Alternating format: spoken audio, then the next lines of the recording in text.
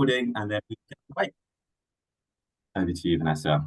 Thank you so much, Graham, and welcome everybody to this session today that's been organised by Bond. We're really happy to see so many of you here today. What an exciting workshop we're going to be having, and looking forward to you participating and sharing your questions and thoughts, and hopefully between us we can provide you with perhaps some answers to some questions and some approaches that you may not have thought of before.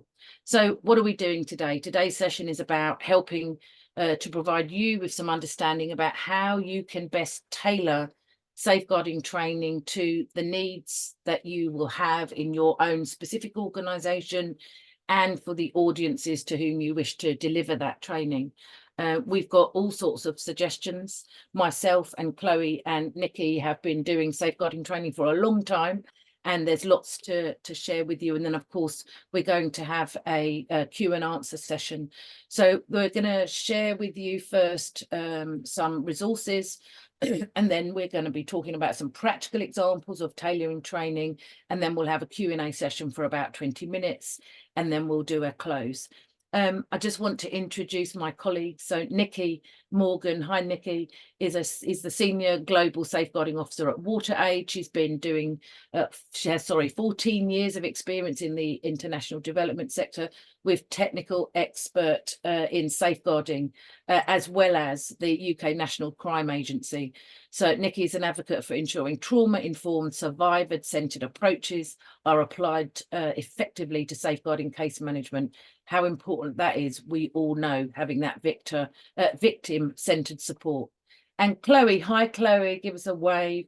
Chloe is a safeguarding specialist at UNICEF UK, working to ensure that safeguarding is embedded into the heart of everything they do for children. She has a background in child protection and is active in the child welfare reform sector in Asia, providing governance, technical support and training for families, strengthening and alternative care programs to ensure every child grows up in a safe, loving and permanent family. And I am Vanessa Stanislas. I'm the Director of Safeguarding and Incident Management at IPPF.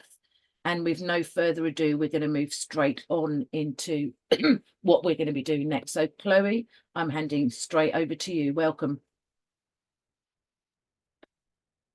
Great. Hi, everyone. Thanks for having me. I'll just do a quick check. Everyone can hear me.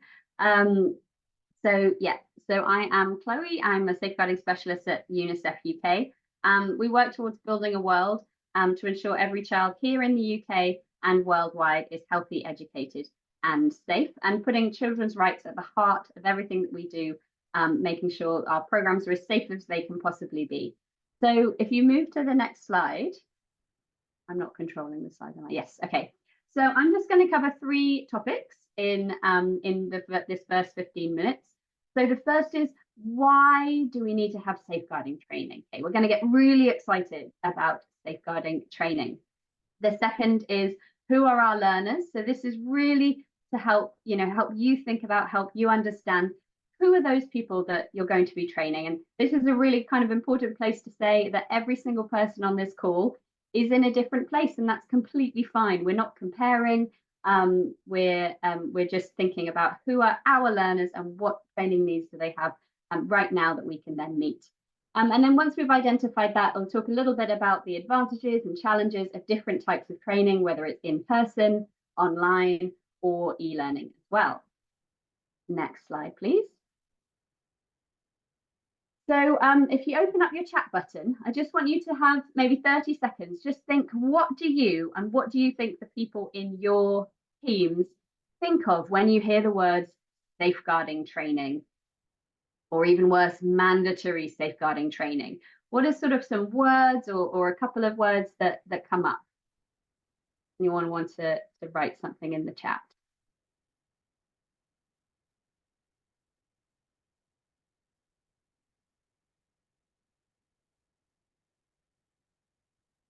Okay, we've got not again. Oh, it's about compliance. It's a tick box. It can be scary. I don't have time. I know this already. Do I really have to? Okay, absolutely perfect. We already know this. It's boring. Yeah, I couldn't have said it better. Yeah, we've got training fatigue. I did it 5 years ago. We don't have the resources. It's not relevant. Donors just want us to do this. I don't work in programs. Why do I have to do it? I'm in a different part. Does it apply? Oh, so many things. Yeah, absolutely. It's just seen in it's really seen in this way for many things. And there's often, especially if it's something that we haven't done it before, I think there's a lot here of organizations where you've got a lot of safeguarding and training in place.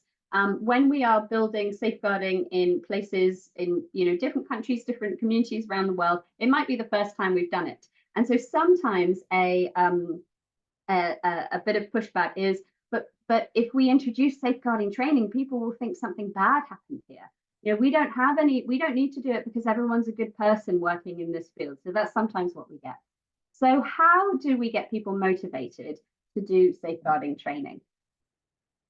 Next slide, please. And these are just sort of a few examples that you can use when you're introducing it. The first, we just really want to bring it back to the absolute core of why we do this. It's because every child has rights.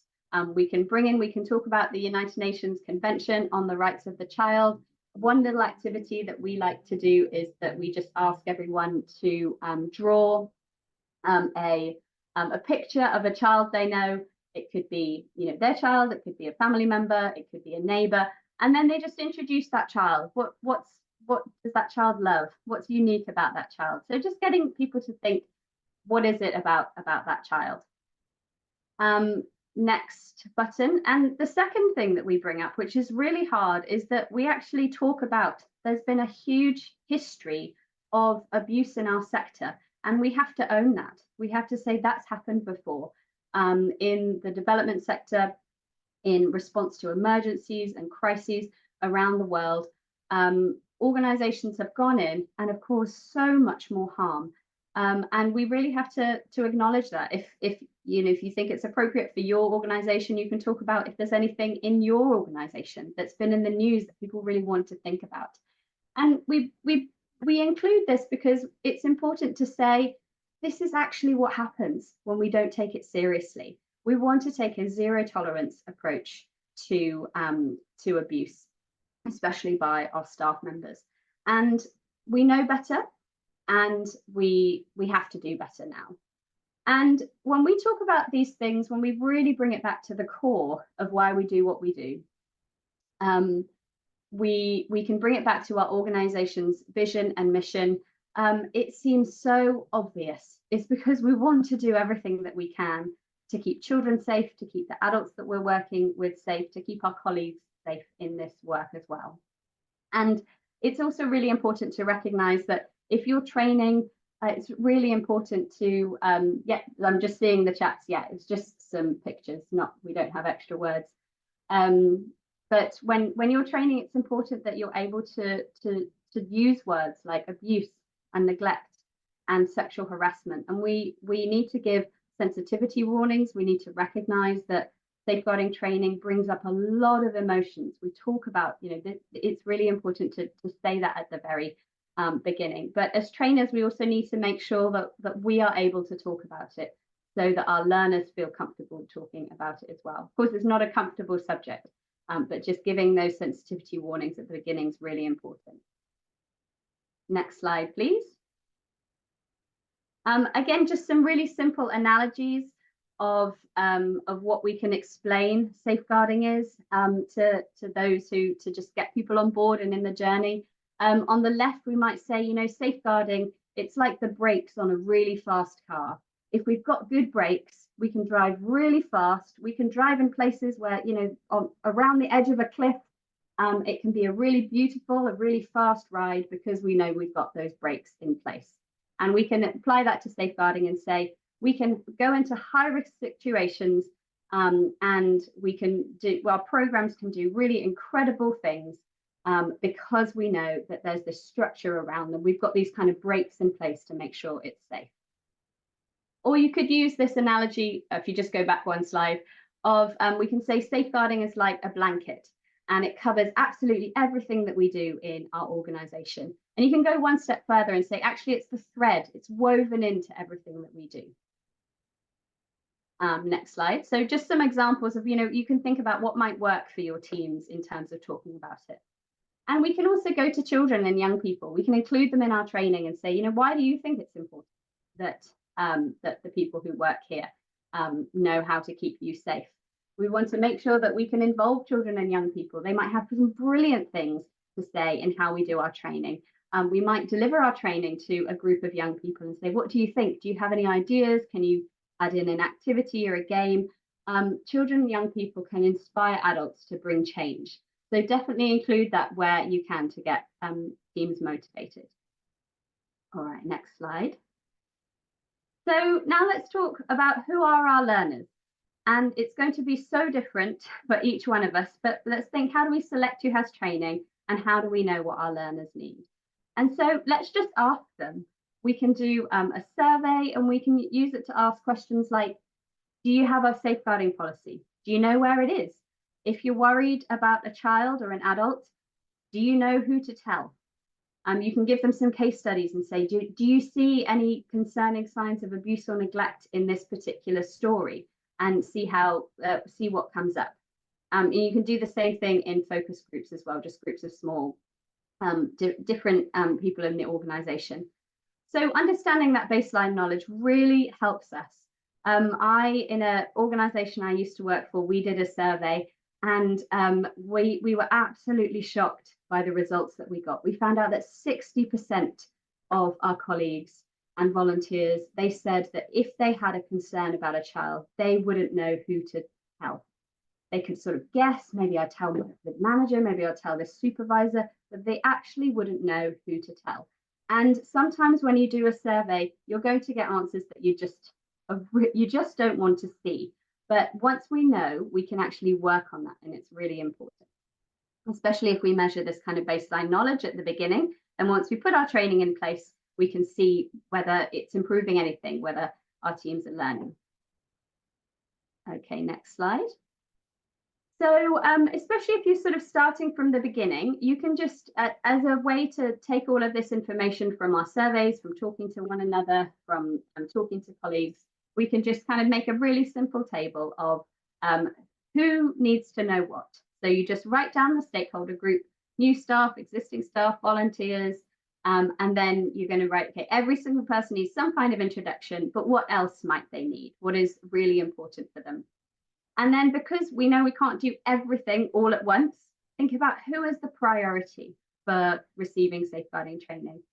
It might be the safeguarding leads in a particular place. It's a core team who are going to be that central place for receiving safeguarding concerns. Or is it the people who work directly with children? Or is it our trustees? Actually, they've got a huge role to play in terms of ensuring good governance. Sometimes new staff, it's easier to introduce new safeguarding training than it is for existing staff, because when our new staff join, we say, this is who we are, these are our values, everyone does safeguarding training, and they just have to do it before they can move forwards in the organisation. But it can be really tricky to get all of our existing staff on board with a new safeguarding training or an updated one as well. So this is just sort of a simple way to manage what our kind of priorities are in terms of who needs to know what. Next slide, please. All right, so we've got everybody motivated. Hopefully we've thought about who needs to do training, what topics do they need to know, and who's in the sort of priority groups. And now we need to think about how do we deliver that training. We'll talk a bit about content later in Nikki's session, but how do we actually deliver it? So there's lots of different ways that we can deliver training.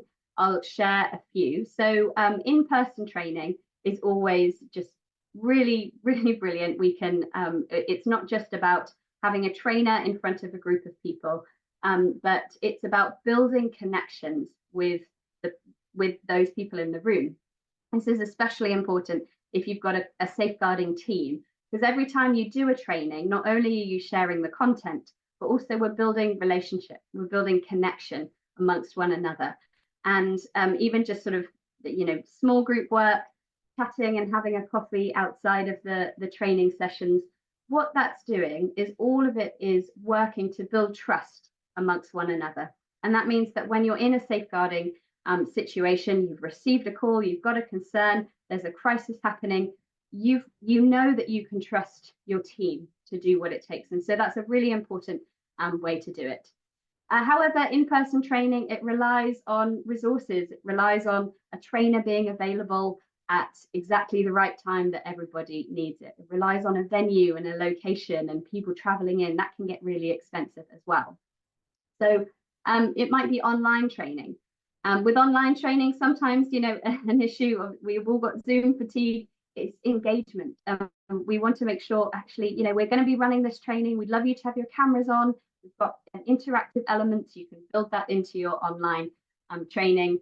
But also we can make sure that people say, hey, if we've got, if you're feeling emotional about something, if you need to take some space, you can turn off your camera, you can move away. So sometimes that, you know, that helps in terms of that online training, and of course the logistics as well. Individual briefings are really helpful, especially if we've got one designated safeguarding lead and we can just do a one-to-one training that's really targeted. They get to ask lots of questions, but we also have to make sure that those people receiving the individual briefings don't feel isolated in that role. So how are we connecting them to a community of team members who are going to support them?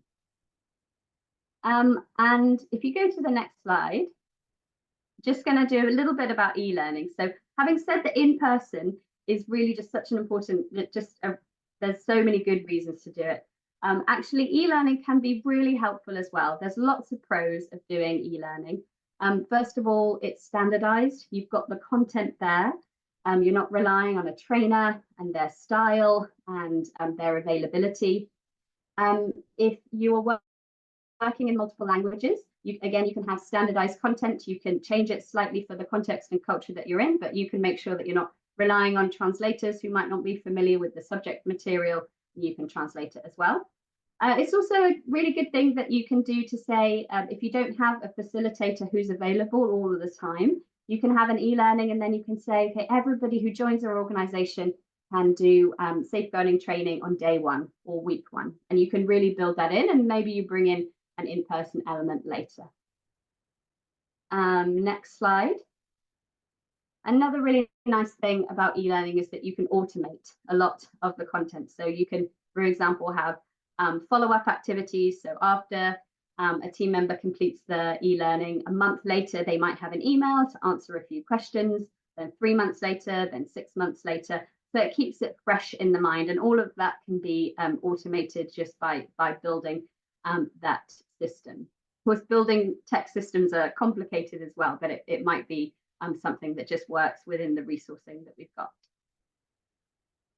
And then however you run your training, whatever format it's going to take, who your learners are, if we're running training, we need a way to track it. And so this can be anything from a simple, Word document, an Excel spreadsheet, to if we have a learning management system that we're hosting e-learning on, it can track automatically through that as well. And it's important to track training because we might say in our policies, everyone receives training. And we need to know, is that true or not? Are we actually meeting that goal? And so we can use the data to report to our board or show our compliance goals, or within our teams as well, to say this is what we're doing. It's also important that if we have a concern about a member of staff or a volunteer, someone in our organization, and we can go back and say, actually, they did do safeguarding training, they did sign a code of conduct, we know that they were familiar with this, and we can use that to track whether or not somebody, if there's a concern that somebody's broken our code of conduct. And also when we're running training, we can have feedback forms to help us track learning. And what's really helpful is if you've done a survey at the beginning to find out what people need to learn, we can duplicate some of those questions in the survey after they've done training. And this helps us not just improve our training, improve our programs, but also it gives us some ideas of whether it's working. And we can also use that information. For example, if we feel like we actually need another safeguarding person on our team, or we just need a safeguarding person on our team, we can go back to the leadership or the board and say, this is why it's so important. We know that training's working, and this is why we need more resourcing in this, and or for whatever reason you need it, it's really important to do. And I think that is the end of my talk. So I'm going to hand over, oh no, I think I'll hand over back to Vanessa. So I'll answer some questions at the end as well. I know I raced through that a bit. Thank you so much, Chloe. Wow, so much helpful information. And isn't it sad for all of us to see how many people are saying, oh no, not again, when it comes to safeguarding training. We all have to rise above that and stay completely motivated and happy and jolly to do it. And that's not always an easy thing to do. So without further ado, I'm going to hand over to Nikki, who's going to talk about approaches to training. And I'll let you introduce what you're going to talk about, Nikki, or else you'll end up repeating it. Thank you so much. Thank you so much, Vanessa. Really lovely to see everybody online, and Vanessa's cat made an appearance as well. Saw the tail in the last session, so lovely to know that they are also getting some tips on safeguarding training. So my name is Nikki. I work for WaterAid, and as I'm sure many of you know, our vision at WaterAid is a world where everyone everywhere has safe and sustainable water, sanitation and hygiene.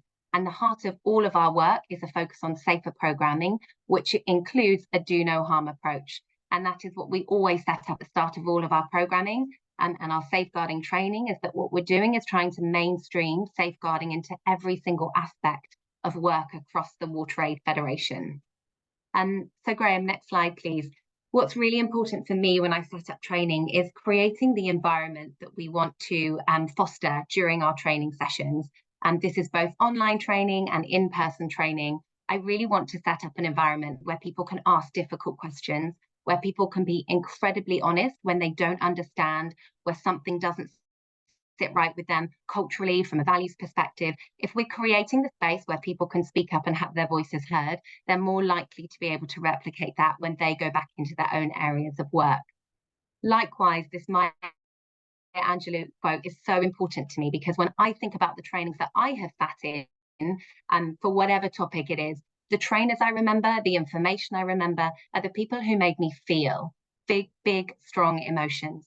So with every training that I'm setting up, I'm trying to interweave ways where I can push people's thoughts and perspectives and emotions, not necessarily to evoke negative emotions, but to make people feel. Because when people feel, then you want them to make a change. And we don't just want our training to be that tick box. We want people to go out and have the ripple effect that we need them to have, to start making behavioural changes across the organisations that we work for. So next slide, please. Some of the tools that I'm going to be talking about today are things that we have rolled out at WaterAid, but also other organisations that I've worked for. So at the beginning of every session, I will always set up some sort of an icebreaker. And for me, it's also about having fun when we're delivering training. There is a lot of seriousness to talking about safeguarding concerns, of course, but that doesn't mean that we can't have fun. And setting up your sessions through icebreakers can really help to set that tone. So I've used silly things like what colour is your toothbrush, all the way down to something a little bit more emotive with our board, for example, and thinking about what emotions they're feeling. And actually by doing this, you can kind of take a sense check and a temperature check of the room. You know, if someone's got their camera off, actually, they've just told me they've got a flood in their downstairs basement and they're not able to fully participate. So I'm not offended as a trainer that someone's not fully participating. You're able to sense that room. Likewise, if people are saying they're quite low energy, you're going to be doing more to kind of get them involved and do more discussion throughout those sessions. So once you've set up the icebreaker, it's really important, as Chloe mentioned, next slide please, that we are always setting up a space where there are self-care or trigger warnings, particularly when we're using emotive content. So at the beginning of our session, we're identifying who are those core safeguarding focal points or individuals and staff in your organisations where concerns can be flagged to. That could be within communities or at a partner or contractor level or at a staff level. So making sure that there are individuals available to have concerns raised after the session, and that you don't want personal experiences brought up, but you want general experiences from the group to also protect confidentiality. If you have an employee assistance programme, great. You also want to be signposting to that so staff can confidentially go off and seek their own support if they need to as well. And making sure that people have the time to step off, turn their camera off, pop out of the room if they want to. If you're training with adults, it's really important that they can regulate their own emotions and temperature check themselves, so take the time that they need.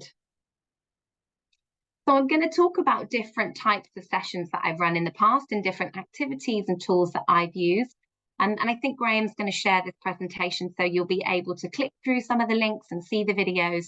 But likewise, if those of you on the call have activities, examples and videos that you find really impactful, as I'm going through the session, please pop them in the chat.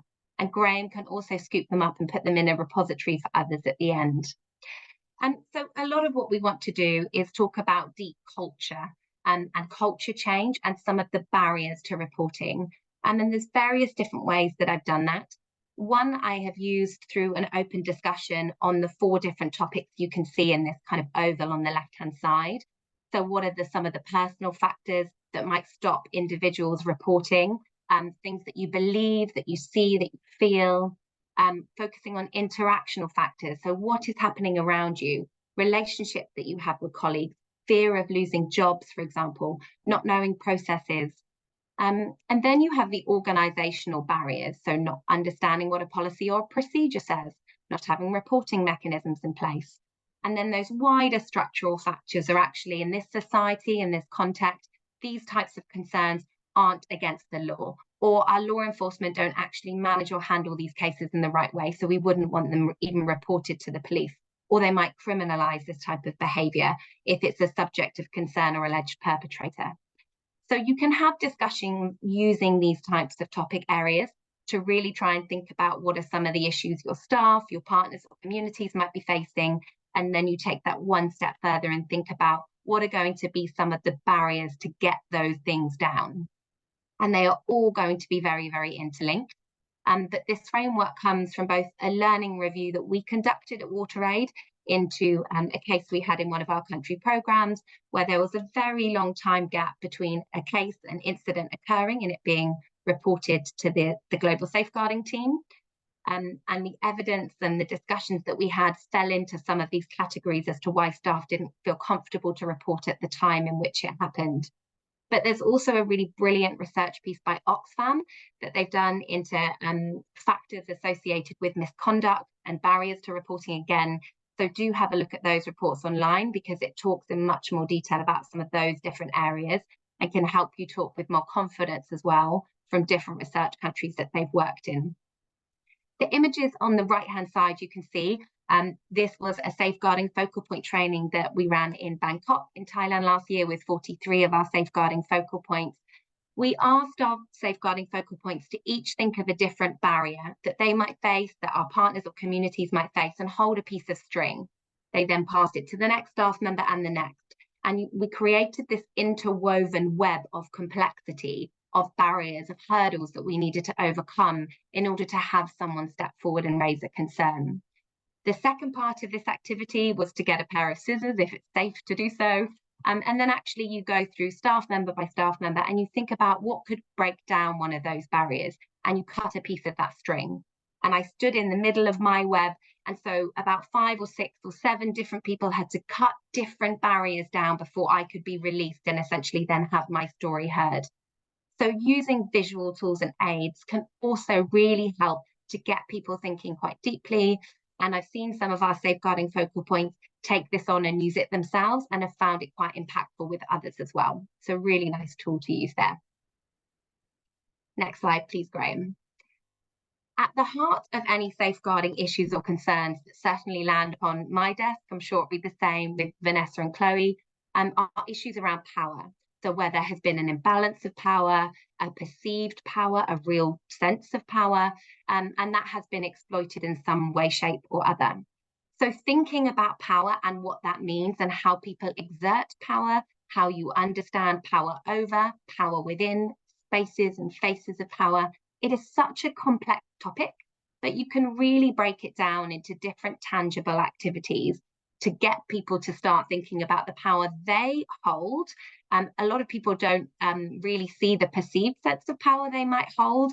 It could be a local staff member going into their own community and they think, I don't hold that much power, but working for an international organisation does bring with it that sense of power.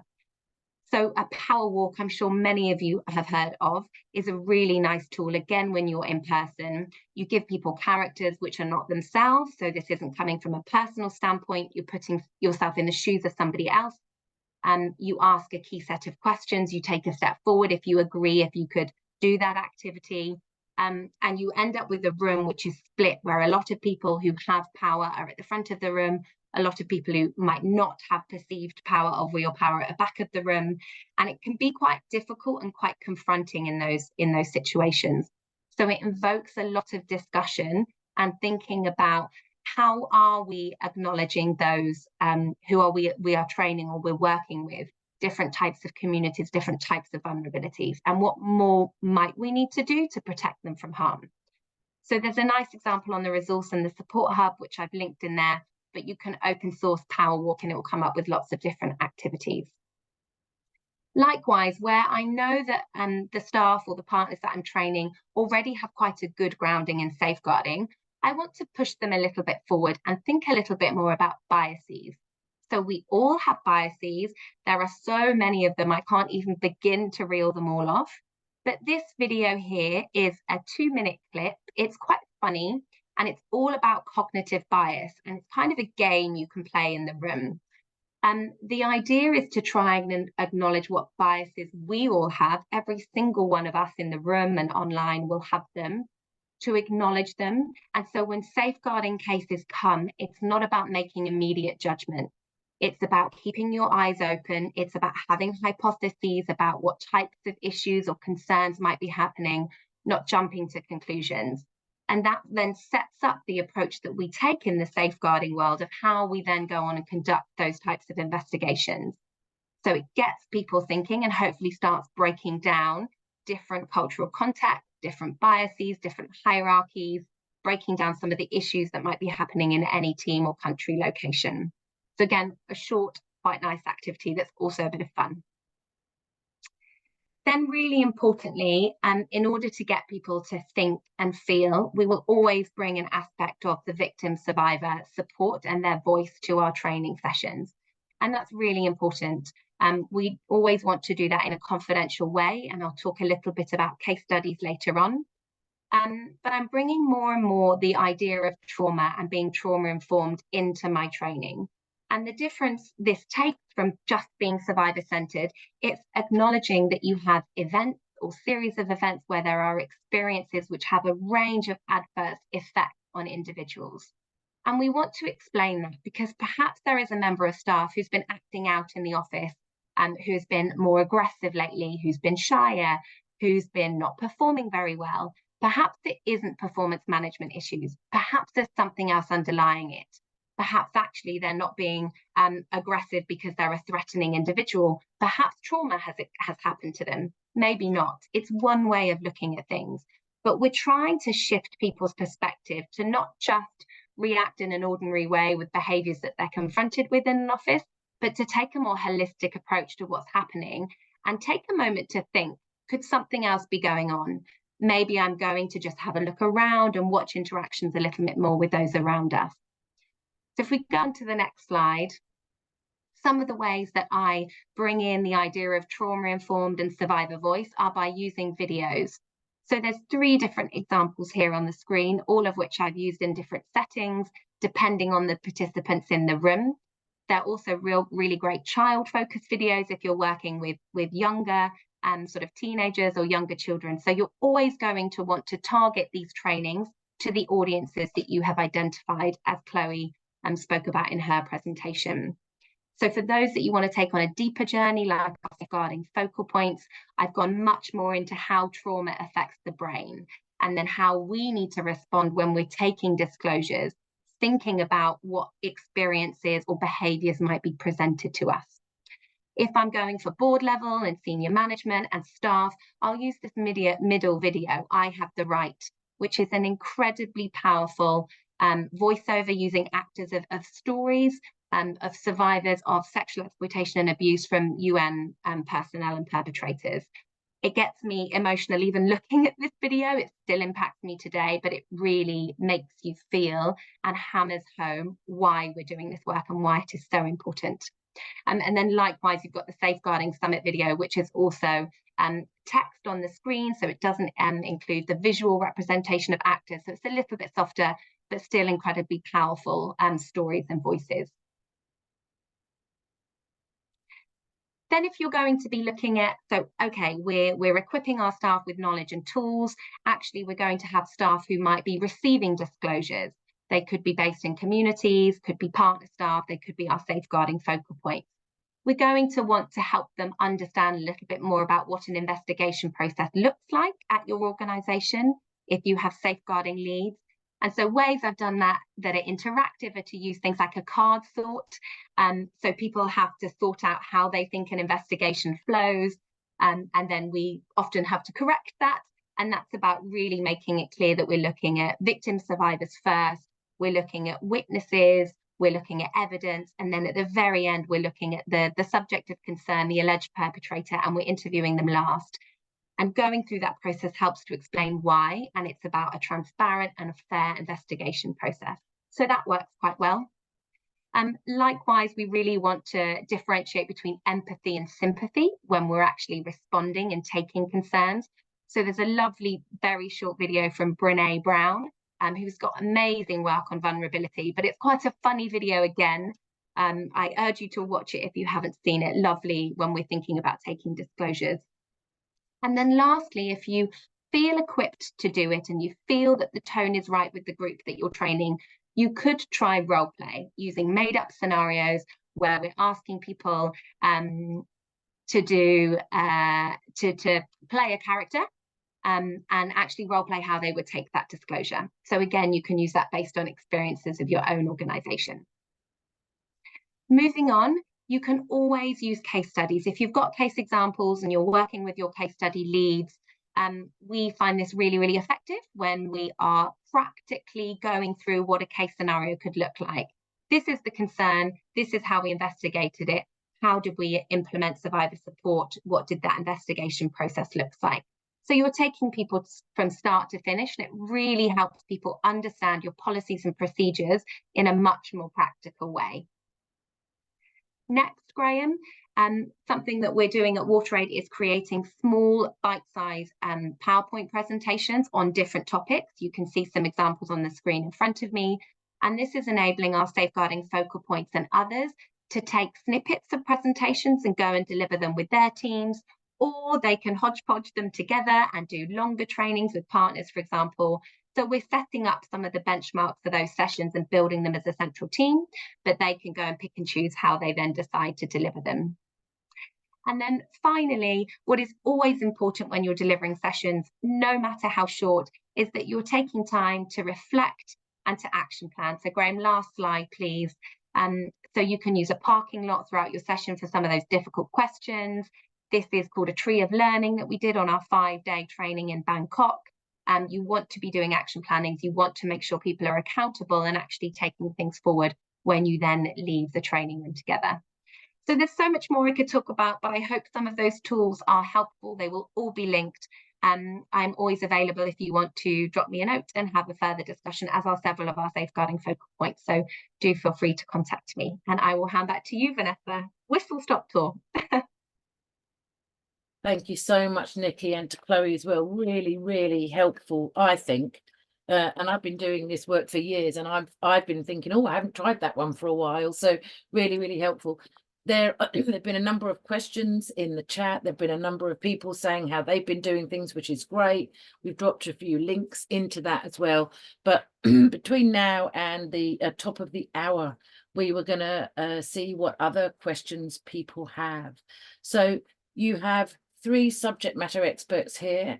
Graham also is a subject matter expert. And so there's 4 of us. Over to you, lovely attendees. What questions have you got? Any comments, anything that we can support with? This is your time.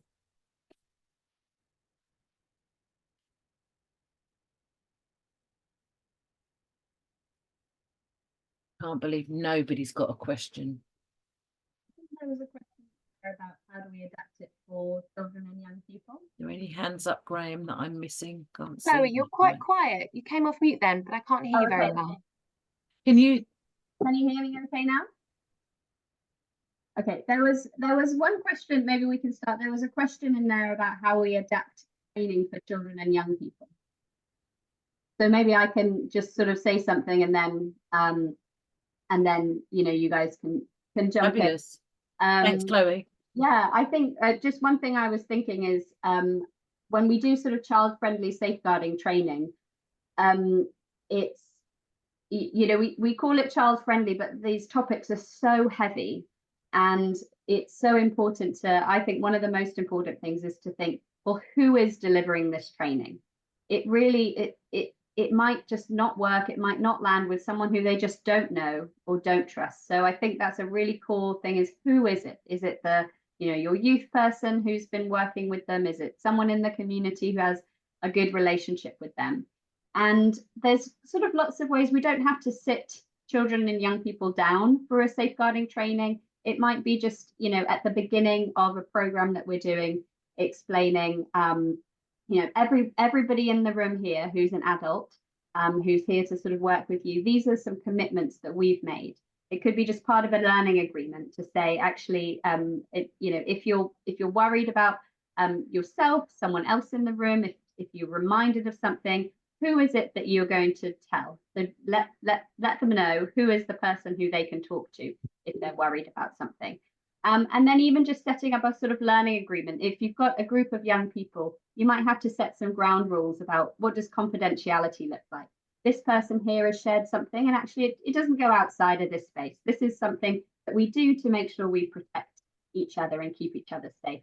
Or this is why we're not going to be taking photos and putting them on social media. So it's not necessarily that we always have to sit children, young people down for a training, but it's sort of about what's helpful, what's relevant, what's age appropriate to do that. So that's sort of one kind of place that we could start there. Thanks, Chloe. Thanks so much. So we've got some more questions coming through now. I'm going to go to Shermin first, and then I'm going to cover the two questions, which are really interesting questions that are in the chat. Shermin, over to you. What's your question? Thanks, Vanessa. Thanks, everyone. That was really helpful. I'm wondering if you have any sort of tips or tools to simplify delivering safeguarding risk assessment.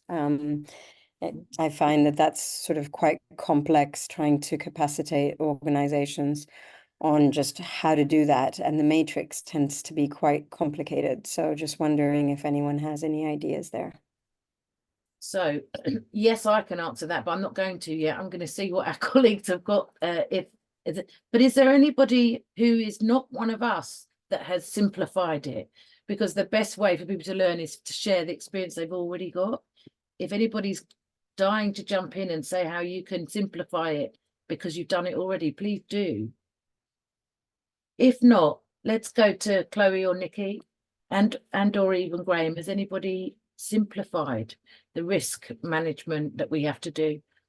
So what we have done recently on risk, so there is a more complex sort of spreadsheet and tool that needs to be completed, but we have broken it down, again, using videos to think about what is risk in a kind of fun way.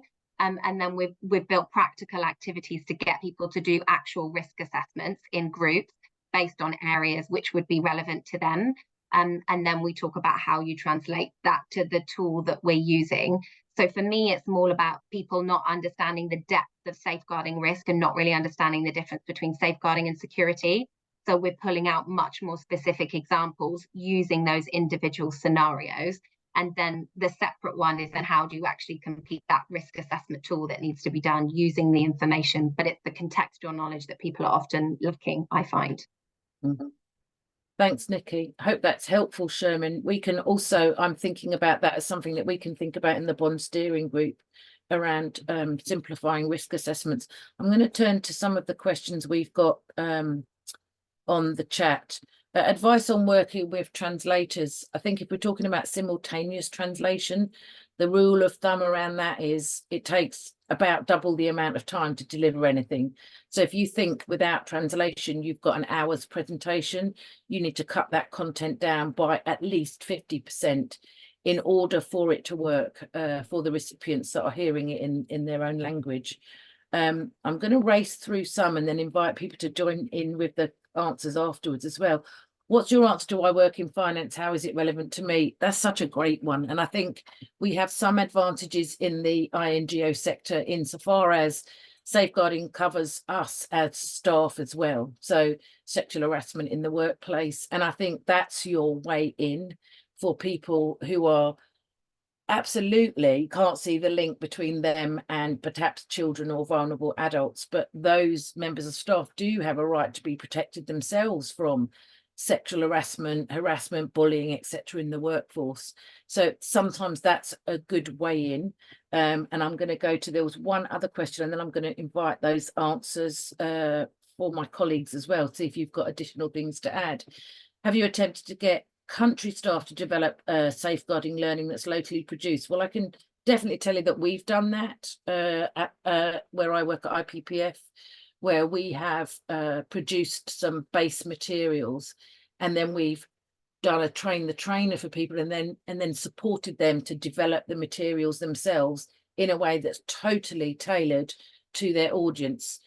Great idea, works really well, but it was very time and resource heavy to some extent, and I don't know how much the outcomes at this point kind of equaled the amount of time and resource put in, but it definitely had worked. But Nikki, Chloe, anything you wanted to add to those questions that we've just run through? Translators, I work in finance, or locally produced stuff? Go ahead, Chloe, I'll come after. I was just going to say, I think a lot of these questions really relate to what is your culture as an organization, and what are your values? And so if someone says, why do I have to do this training? We can be really clear, well, this is our value is this and this and this. And our culture, a really easy way to describe culture is it's just the way we do things around here.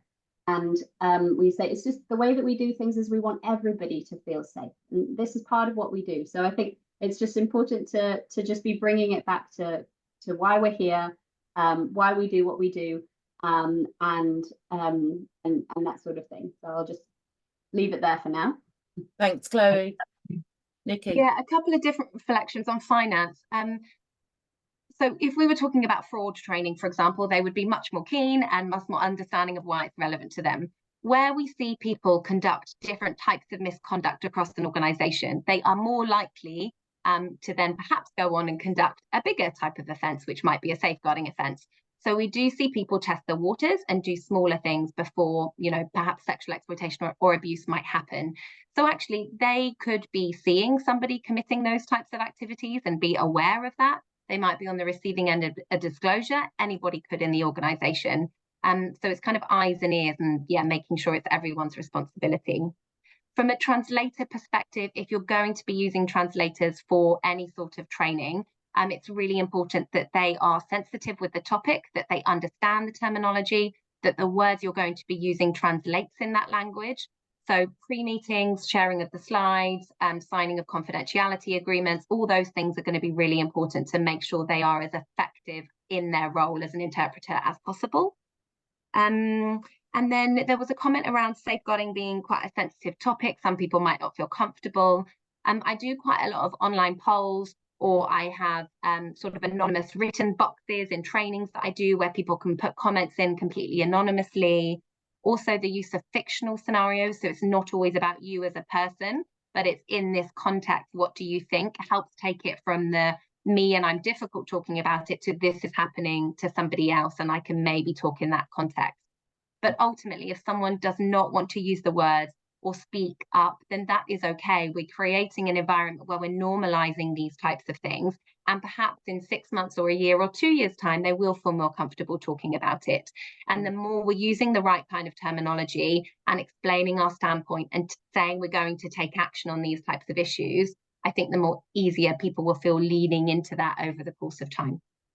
Thanks, Nikki, really helpful. And I've just got to pick up on Pam's comment in the chat. Safeguarding incidents have financial implication. Oxfam lost millions as a result of incidents back in 2018, which most of us will be aware of. And that's a great way into people that are working in finance or perhaps can't see the link themselves. Oh, yeah. Yes, we are. Where is Emma B's question? Graham, I can't see it. Oh, there we are. If you're working with micro organisations without staff, volunteer run only, how would you tailor for them, i.e. no HR person, no comms person? So we're talking about tiny, tiny teams. Nikki, Chloe, thoughts? I think in the same way as that you would approach a staff team. So you're going You're to be super quiet again, okay. Chloe. I don't know why. I'll try to speak louder. Thank you. I think you approach it in the same way. So you think, okay, who are our volunteers? What roles do they have? And what do they need to know to do this work really well and to do it in a safe way? In some countries, there's different, for staff and volunteers, there might be different requirements on background checks. Perhaps for volunteers, there's no way of doing that, but there is for staff, or there might not be. So I think it's really important to make sure, going into a little bit of safe recruitment here now, but however these volunteers have got through the door, training is a really important way of making sure that they are the right people to be in this organization. And so having just the same types of code of conduct and signing the same documents, having the same principles and values that we would have if we were working with staff, and making sure that there is one person who is going to be that lead, the safeguarding lead. It might not be the sort of person who's running the show. It might be someone who's actually, you're going to need to identify who's the right person. And with volunteers, of course, a really key challenge is that people leave and it might not be as stable. So how are you building maybe a group of volunteers who are all doing that sort of together? So it can be really tricky, but it definitely, we give them the same principles, help them build the same culture that we would build with us in a staff organization. Thanks. And I'd add to that, Emma, I think there is sometimes there's a view that safeguarding is a macro issue and it's not a micro issue, and it can be both. And I think that trying to identify the right person, as Chloe said, sometimes it's not about what's in people's job roles, it's about what's in people's heads and hearts. And if you can find somebody in a team who actually feels personally committed to this as a way forward for the organization, they're often able to tailor things in a way that works for that organization, because they get it from a organizational culture perspective, but also they're personally committed and driven by it. So that for me sometimes is, who should be a safeguarding focal point is a really interesting question, isn't it? Is it in somebody's job description, or is it in something that they believe personally? And we get quite a long way when we're working with people who are committed to things. Vanessa, Yes. there was a question from Rosa in there about really niche topics. They've got a partner in the Philippines that's looking for support in dealing with police-military interaction. Yes. Don't know if I've reflected Just on trying that to yet. find it. Apologies. Trying to stay on top of them. Did you want to answer that question? So Please do, if you know the answer, while I find the question. I don't have experience working. Okay. I live in the Philippines actually, but doing a very different sort of role. I am very grateful to be part of a network of other safeguarding professionals and leads. And so quite often we are putting things out in the chat. Have you had experience here? Has anyone done training here? And we're quite good at sharing and pooling resources. So if you have access to that sort of chat, that's quite a good way to go. Obviously, the resource and the support hub, which has been mentioned quite a lot, and Bond have some resources. But I guess what you want to look at is what is it exactly that you want to be doing with them? So it comes back to Chloe's point. So what's your terms of reference? What is it that they need to know? Is it that they are the perpetrators of potential abuse, which is a different issue? Is it about referral, reporting mechanisms? Is it about keeping people safe? And then it's about building up that conversation with them. Is it about upskilling them? Is it about them understanding where you're coming from an organization's perspective?